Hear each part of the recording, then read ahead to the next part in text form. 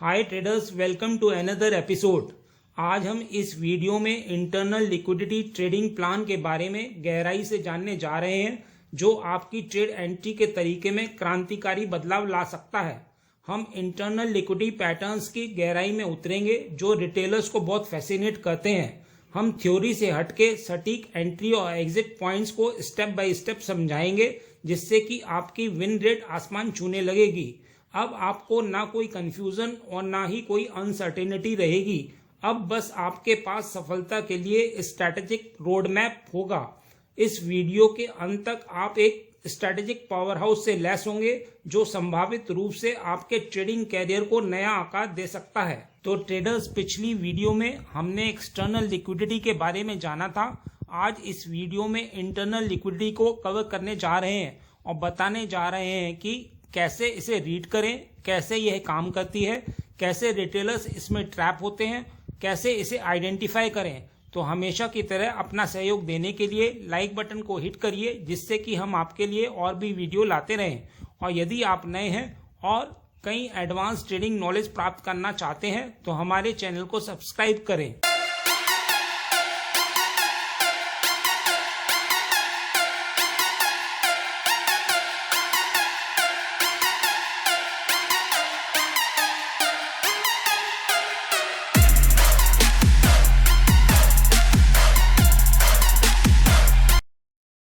आगे बढ़ने से पहले मैं आपसे पूछूंगा एक क्वेश्चन, जिसका आंसर आप सब लोग करोगे कमेंट सेक्शन में। क्वेश्चन ये है, चार्ट स्विप होने पर एंट्री किस डायरेक्शन में प्लान करनी चाहिए? तो ये हैं आपके ऑप्शंस। ए, प्रीवियस बॉस की डायरेक्शन में, या फिर बी, चार्ट की डायरेक्शन में। कमेंट सेक्शन में करिए उत्तर। जो लोग सही आंसर करेंगे, कोशिश करूंगा कि उनके कमेंट को हार्ट दे दूं, ताकि बाकी लोग समझ पाएं कि सही उत्तर क्या है। तो ट्रेडर्स, आपको एसएमसी ट्रेडर्स की तरह सोचने से पहले रिटेल ट्रेडर्स के माइंडसेट को रीड करना सीखना पड़ेगा। मतलब रिटेलर्स कैसे ट्रेड करते हैं और रिटेलर्स किस तरह से ट्रैप होते हैं। उसके बाद ही आप बिग प्लेयर्स के फुटप्रिंट्स को पता लगा पाएंगे। तो मैं यहाँ आपके साथ 8 पैटर्न शेयर कर रहा हूँ, जिसे रिटेल ट्रेडर्स ट्रेड करते हैं और ट्रैप होते हैं, क्योंकि इन्हीं में लिक्विडिटी होती है। अपसाइड ट्रेंड लाइन या चैनल बुलिश सिनेरियो में यदि मार्केट बुलिश है और शॉर्ट टर्म में हायर हाई बना रहा है, तो यहाँ लोग बाइंग करते हैं और स्टॉप लॉस स्विंग के नीचे डालते हैं। मार्केट उनके स्टॉप लॉस कलेक्ट करता है। यहाँ मार्केट ने ब्रेक किया तो लोग सेल भी करना स्टार्ट कर देते हैं, और कुछ सेलर्स ऊपर भी होंगे। तो मार्केट बायर्स और सेलर्स दोनों के स्टॉप लॉस कलेक्ट करके मेजर ट्रेंड की ओर जाता है। आपको लगता है कि फेक ब्रेकआउट है, लेकिन यहाँ लिक्विडिटी क्रिएट की जाती है। यह कॉन्सेप्ट डाउनसाइड ट्रेंड लाइन, यदि मार्केट का मेजर ट्रेंड बियरिश है, के लिए भी एप्लीकेबल है। फ्लैग पैटर्न, जिसे कंटिन्यूस पैटर्न भी कहते हैं, यह एक फ्लैग पैटर्न है और मार्केट का ट्रेंड बियरिश है। जैसे ही ब्रेक डाउन हुआ, लोगों ने सेल के ऑर्डर डालना शुरू कर दिया और स्टॉप लॉस ऊपर डाला। मार्केट ने छोटा रिएक्शन दिया और फिर मार्केट रिवर्स करती है। स्टॉप लॉस सारे कलेक्ट किए और उसके बाद ही मार्केट मेजर ट्रेंड में जाती है। लोग इसमें ट्रैप होते हैं। तो लिक्विडिटी का काम है ट्रैप करना, इसीलिए लिक्विडिटी स्वीप के बाद ही ट्रेड में एंटर करना चाहिए। यह कॉन्सेप्ट फ्लैग पैटर्न, जिसमें मार्केट का मेजर ट्रेंड बुलिश हो, के लिए भी एप्लीकेबल है। इक्वल लो, डबल बॉटम, डब्ल्यू पैटर्न, यह पैटर्न देखकर रिटेलर बाय करता है और उनके स्टॉप लॉस नीचे पड़े होते हैं, लेकिन मार्केट इसके नीचे जाता है और सबके स्टॉप लॉस कलेक्ट करके ही ऊपर जाता है, यानी लिक्विडिटी स्वीप करता है। बहुत कम केसेस में होता है कि यह पैटर्न बनाए और ऊपर की ऊपर निकल जाए। यह concept double top, equal high, M pattern के लिए भी एप्लीकेबल है। सपोर्ट या डिमांड जोन, यह एक सपोर्ट है। यहाँ लोग सोचते हैं कि यह एक स्ट्रॉन्ग सपोर्ट है, क्योंकि प्राइस इसे ब्रेक नहीं कर पा रहा है, इसलिए यहाँ बाइंग करते हैं। लेकिन रियलिटी ये है कि यहाँ लिक्विडिटी क्रिएट की जा रही है। सबके स्टॉप लॉस नीचे पड़े हैं। मार्केट सबके स्टॉप लॉस कलेक्ट करता है और फिर ऊपर जाता है। यह कॉन्सेप्ट रेजिस्टेंस या सप्लाई जोन के लिए भी एप्लीकेबल है। तो ट्रेडर्स, जितना ज्यादा हाई प्रोबेबिलिटी सेटअप होगा, उतना ही ज्यादा चांस है कि वह ट्रैप होगा। इसलिए आपको लिक्विडिटी स्वीप होने का इंतजार करना है और उसके बाद ही एंटर करना है। अब आप ऊपर दी गई फिगर से समझ सकते हैं कि रिटेल ट्रेडर्स किन पैटर्न को देखते हैं और किस किस तरह से ट्रैप होते हैं। तो ट्रेडर्स, पिछली वीडियो में आप जान चुके हैं कि एक्सटर्नल लिक्विडिटी स्विंग्स पर मिलती है, मतलब हायर हाई के ऊपर और हायर लो के नीचे एक्सटर्नल लिक्विडिटी होती है। तो सवाल ये है कि इंटरनल लिक्विडिटी कहाँ होगी। आइए फिगर से समझते हैं। मान लीजिए मार्केट अप ट्रेंड में है, यहाँ प्राइस इंड्यूसमेंट स्वीप करता है, मतलब हायर हाई देता है। प्राइस नीचे पीओआई को टैप करके ऊपर जाता है और बॉस करता है, हायर लो देता है। इन हायर हाई और हायर लो स्विंग्स के बीच लोअर टाइम फ्रेम पर बहुत सारे पैटर्न्स बनते हैं जिन्हें हम ऊपर जान चुके हैं, और इन्हीं स्विंग्स के बीच इंटरनल लिक्विडिटी क्रिएट होती है।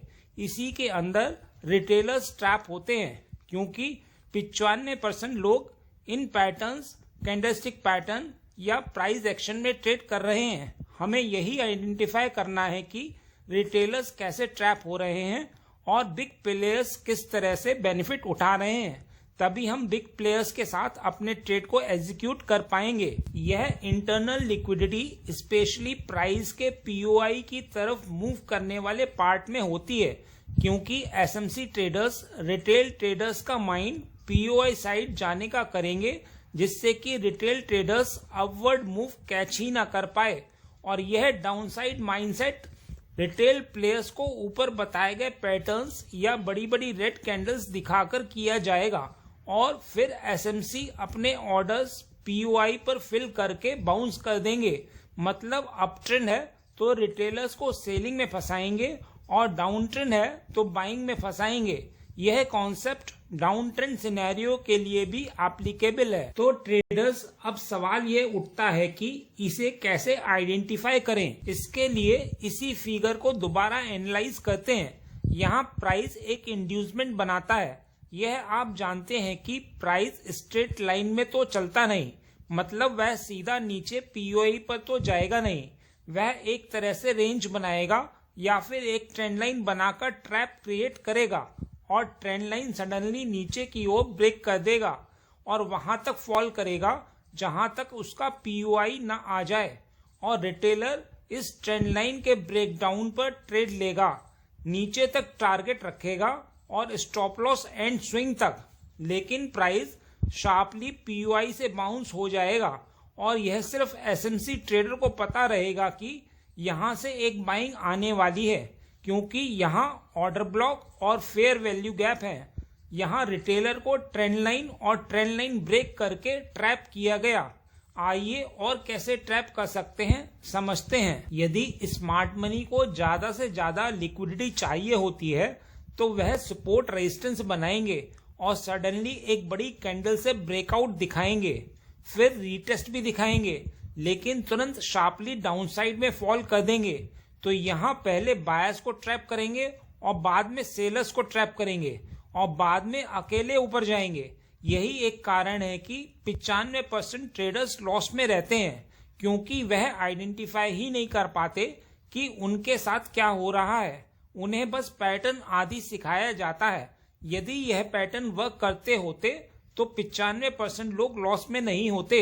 यह ट्रेंड लाइन पैटर्न्स आदि वर्क करते हैं, लेकिन सिर्फ 20%, और यह 20% भी इसलिए करते हैं जिससे कि रिटेलर को विश्वास बना रहे कि यह काम करते हैं और हमेशा इन्हीं में लगे रहें। तो आइए इंटरनल लिक्विडिटी को लाइव चार्ट पर आइडेंटिफाई करें। यह बैंक निफ्टी 30 मिनट का चार्ट है। लोअर हाई ये है और लोअर लो ये है। एक पीओआई ये है, इसे मार्क कर लेते हैं, और एक पीओआई ये है, इसे भी मार्क कर लेते हैं। आइए 5 मिनट पर जूम करते हैं और देखते हैं कि इंटरनल लिक्विडिटी कैसे काम करती है। यह बैंक निफ्टी का 5 मिनट पर जूम चार्ट है। जैसा ऊपर आप जान चुके हैं कि इंटरनल लिक्विडिटी स्विंग्स के बीच में मिलती है, तो यहाँ लोअर हाई और लोअर लो स्विंग्स हैं। प्राइस 30 मिनट टाइम फ्रेम पर डाउन ट्रेंड में है। स्मार्ट मनी के पेंडिंग ऑर्डर्स ऊपर वाले पीओआई पर पड़े हैं, तो वह प्राइस को नीचे वाले पीओआई से चलाकर ऊपर वाले पीओआई को टैप करने ले जाएगा, लेकिन सीधा तो जाएगा नहीं। तो यहाँ देखिए, यहाँ चैनल क्रिएट किया गया। चैनल को ऊपर ब्रेक करके रिटेलर को बायर बनाया गया। रिटेलर के स्टॉप लॉस चैनल के नीचे होंगे। स्मार्ट मनी को वही स्टॉप लॉस तो चाहिए, इसीलिए प्राइस ने चैनल को नीचे ब्रेक करके लिक्विडिटी कलेक्ट की और ऊपर निकल गया। आप लोग इस ब्रेक को फेक ब्रेकआउट कहते हो, लेकिन एक्चुअल में यह लिक्विडिटी ग्रैब करना होता है, क्योंकि बिना लिक्विडिटी प्राइस मूव ही नहीं कर सकता। आगे देखिए, आगे भी प्राइस ने चैनल क्रिएट किया और लिक्विडिटी क्रिएट की और अंत में पीओआई को टैप किया। पीओआई को टैप करने के बाद प्राइस को नीचे जाना था, क्योंकि ट्रेंड बियरिश हो चुका था और एक्सट्रीम पीओआई लोअर लो स्विंग के पास है। तो प्राइस ने एक ट्रेंड लाइन बनाई और रिटेलर को बाई साइड में बिठाया, एक रेजिस्टेंस बनाकर ब्रेकआउट भी दिया। कुछ लोग ब्रेकआउट के तुरंत बाद बाय कर लेते हैं और स्टॉप लॉस ट्रेंड लाइन के नीचे रख लेते हैं। स्मार्ट मनी ने सबके स्टॉप लॉस यानी लिक्विडिटी कलेक्ट की और फिर ट्रेंड लाइन को नीचे ब्रेक कर दिया। स्मार्ट मनी ने दोबारा फिर ट्रेंड लाइन क्रिएट करके रिटेलर को ट्रैप किया। स्मार्ट मनी यह इंटरनल लिक्विडिटी तब तक क्रिएट करता रहता है जब तक उनके ऑर्डर फिल ना हो जाएं, और अपनी डायरेक्शन में कभी भी रिटेलर को साथ नहीं जाने देता। इसीलिए आपको स्मार्ट मनी की डायरेक्शन मालूम होनी चाहिए और उसी डायरेक्शन में ट्रेड करना चाहिए, और उनकी डायरेक्शन जानने के लिए हायर टाइम फ्रेम के पीओआई पर ध्यान देना चाहिए और पीओआई पर ही ट्रेड प्लान करना चाहिए। बस इतना ही इस वीडियो में। उम्मीद करता हूँ इस वीडियो में दी गई जानकारी आपके लिए उपयोगी रही होगी। यदि हाँ तो लाइक बटन को हिट करिए, और यदि आप नए हैं तो चैनल को सब्सक्राइब करिए। मिलते हैं नेक्स्ट एपिसोड में।